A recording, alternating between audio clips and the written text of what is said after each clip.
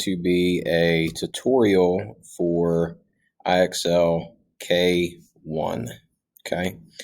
And basically what this is going to be asking you to do is to use a series of frequently confused words, right? So that it's those words that we all know what they mean, but we don't really know how to use them, right?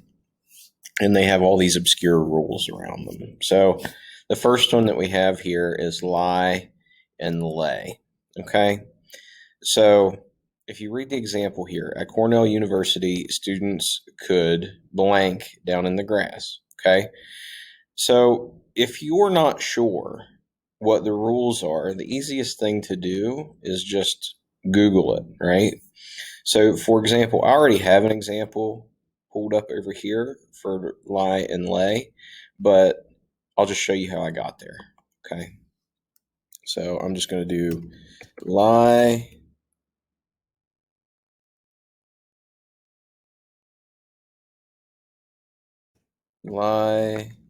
versus lay. Okay. So here's one, but that, I don't really like this website as much. I like Grammarly. So Grammarly is a really good resource for this kind of stuff. So let's just go in here and see what we got. Okay.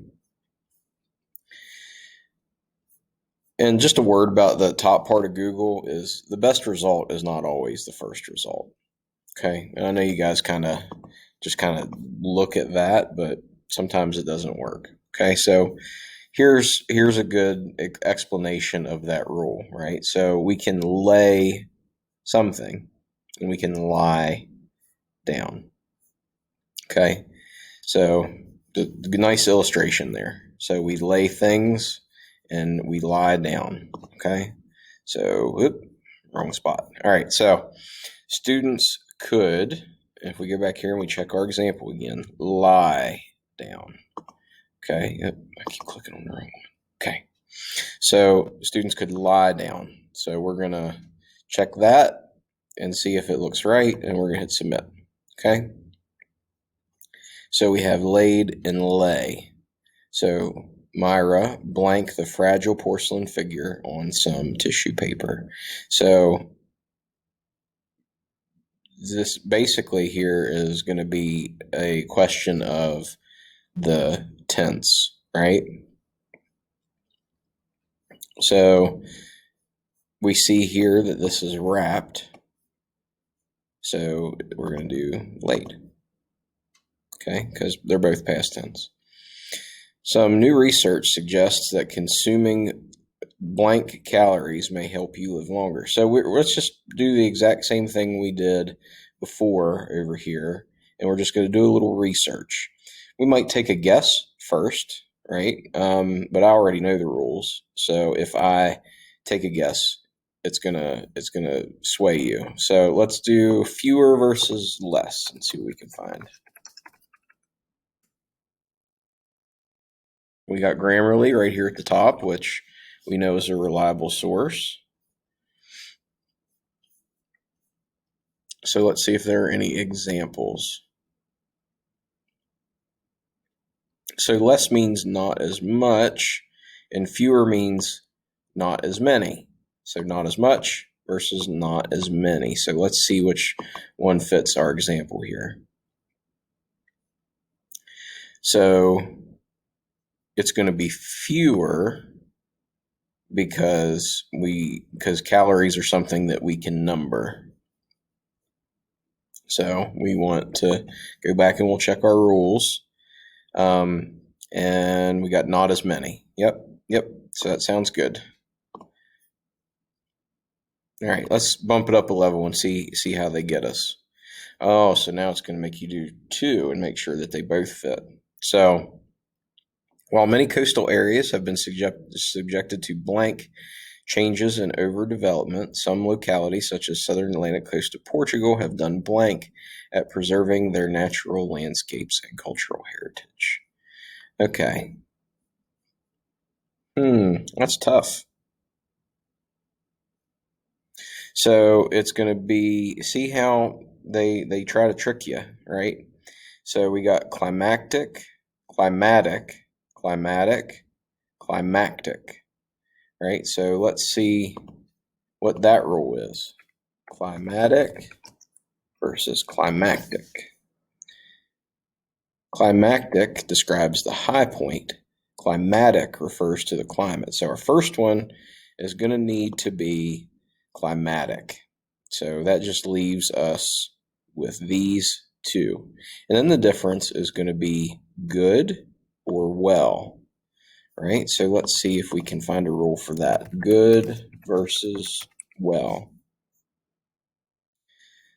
So good is used as an adjective and well is used as an adverb. Okay.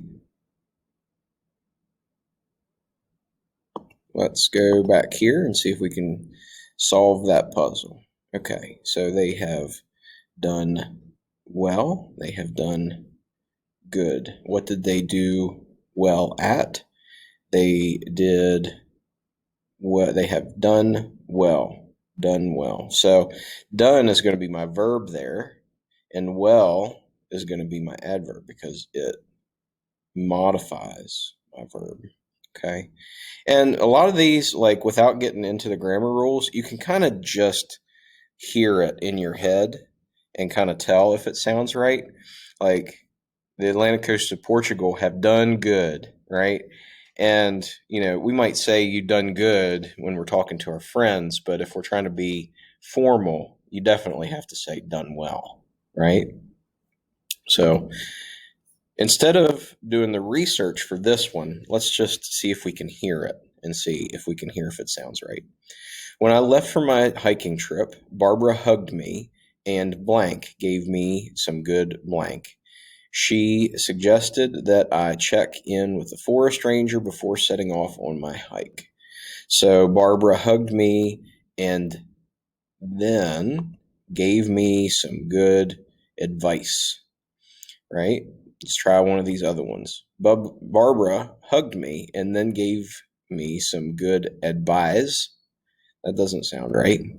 Barbara hugged me and then gave me some good advice. That does not sound right either, right? So usually if you just kind of read these out loud or say them out loud in your head, you can arrive at an answer. So I hope you guys found that helpful. You kind of have two options here, right? So I look at the way you guys do your IXLs, and some of you are just brute forcing your way through it by doing 500 questions, and you can do that. You won't learn anything, or you can use Google, and that's okay, right? You can look up what those rules are, because that'll help you learn them. Okay, so I don't mind if you use Google to help look up the rules. Okay. Just let me know if you need any help at all. I'll be happy to help you. And just stay in touch, and I hope you guys are doing well.